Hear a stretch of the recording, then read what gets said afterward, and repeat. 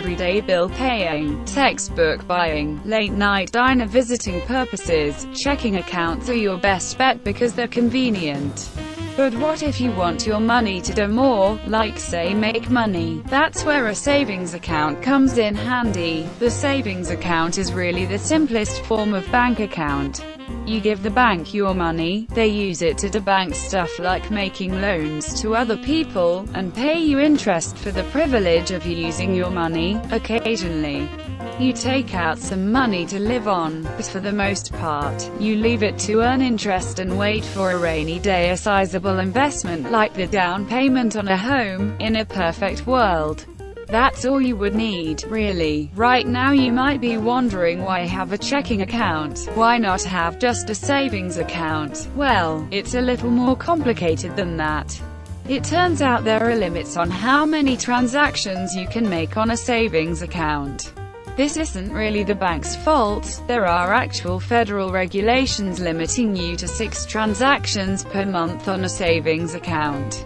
Visiting a bank or ATM doesn't count toward the 6 transaction limit, but if you do go over the limit, the bank will hit you with a fee or even change your account to a different kind that doesn't fall under the Federal Reserve Board rule. Okay, so savings accounts are a safe place to put your money.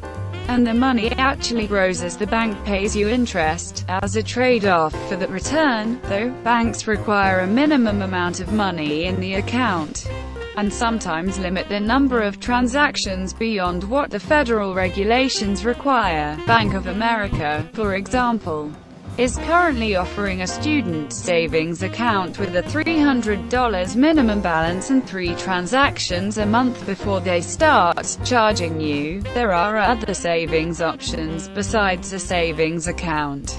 You can also buy a certificate of deposit, which pays higher interest, but comes with the agreement not to touch your money for a certain amount of time. Generally speaking, the longer the term, the better the interest rate, and the higher the return on your investment. Money market accounts are similar to savings accounts, but have higher minimum balances and pay correspondingly higher interest. Most people know that money has a way of going out, sometimes just as fast as, or faster than, it comes in.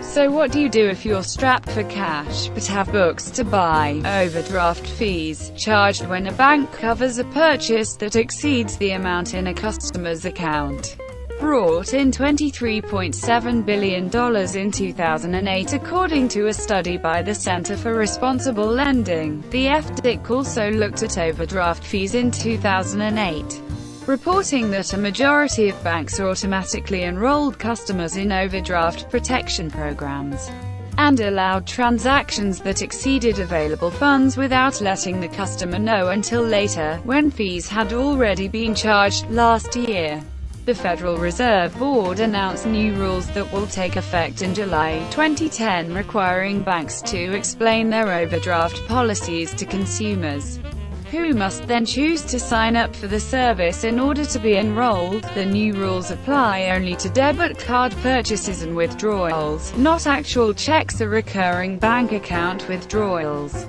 An Overdraft Protection Act, currently before Congress, takes things further, limiting the number of overdraft fees to 1 per month and 6 over the course of a year.